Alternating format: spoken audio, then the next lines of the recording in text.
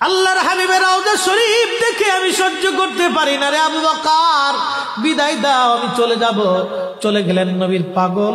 সিরিয়ার দামেস্কে যাওয়ার পরে কিছুদিন পরে নবীজি স্বপ্ন দেখায়, কিরে বেলাল, এটা কেমন জুলুম, কতদিন হলো তোমার কণ্ঠের আজান শুনি না।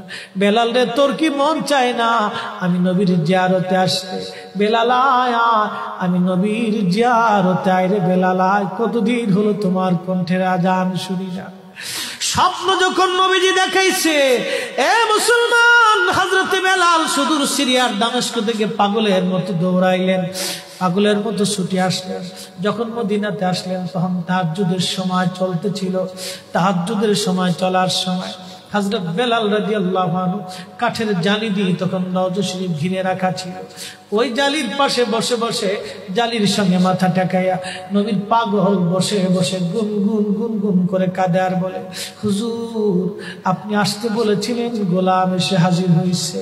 নবী গো, আজান দিতে বলেছেন, আমি আজান দিলে আপনি আগে নামাজে আসতেন, এখন আজান দিলে কি নবী আপনি নামাজে আসবেন? হুজুর এখন আজান দিলে কি আপনি নবী নামাজে আসবেন?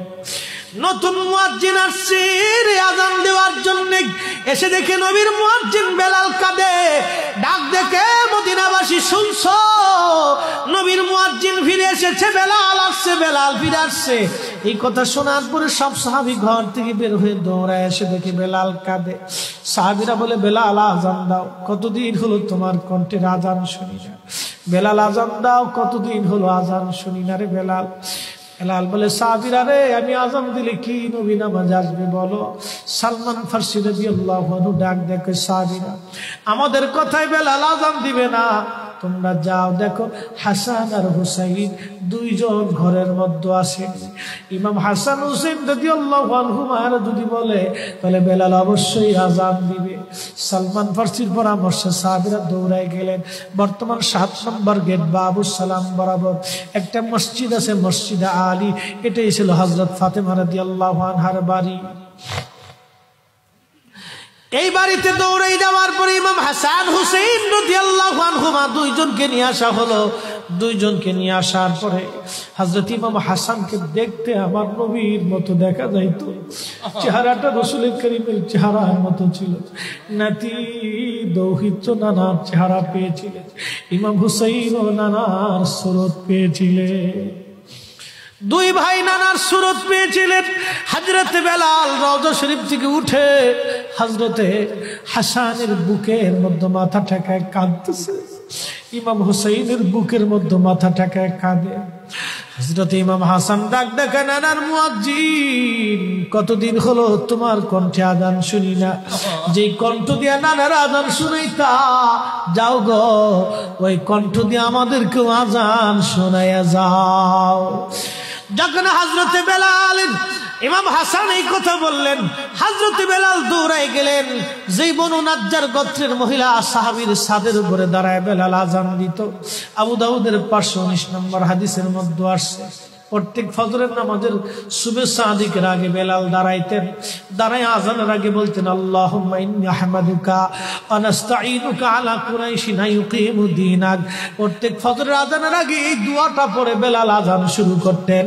হযরত বেলাল রাদিয়াল্লাহু আনহু আজকে তাহাজ্জুদের আজান দিতে গেছে। আজান দিতে যাওয়ার পরে হযরত বেলাল যখন আজান দিলেন, আল্লাহু আকবার, আল্লাহু আকবার, আজানের মধুর ধ্বনি সারা মদিনার রন্দে রন্দে ছড়িয়ে গেল। মদিনার ঘর থেকে সব সাহাবী বের হয়ে দৌড় মারছে। আবার যখন বলেন আল্লাহু আকবার, আল্লাহু আকবার, সব সাহাবী, মহিলা, বৃদ্ধ, বনিতা ঘর থেকে বের হয়ে দৌড় মারছে। যখন বলল আশহাদু আল্লা ইলাহা ইল্লাল্লাহ, মদিনার ঘর থেকে সব মহিলারা ঘর থেকে বের হয়ে দৌড় মারছে রে, আর কান্না করে নবী বুঝি ফিরে আসছে রে। আবার যখন বলেন আশহাদু আল্লা ইলাহা ইল্লাল্লাহ, তখন মদিনার মানুষ কান্না করতেছিল, গুন গুন গুন গুন করে কান্না করে। মদিনার ভিতরে আওয়াজ বের হয়ে গেল, নবী বুঝি আসছে রে, নবী বুঝি ফিরে আসছে রে, নবী বুঝি ফিরে আসছে রে, নবী বুঝি আসছে। হযরত বেলাল যখন বলেন আশহাদু আন্না মুহাম্মাদুর রাসূলুল্লাহ, মদিনার মাটিগুলি থরথর থরথর করে কেঁপে উঠছে রে। মদিনার মানুষের কান্না বেড়ে গেল। হযরত বেলাল অজ্ঞান হয়ে জমিনের মধ্যে পড়ে গেলেন, তিনি বেহুশ। নবীর আশিক বেহুশ হয়ে গেলেন।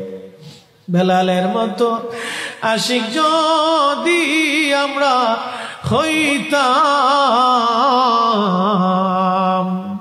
এ দুনিয়ায় নবীর দেখা পাইতাম, এ দুনিয়ায় নবীর দেখা পাইতাম।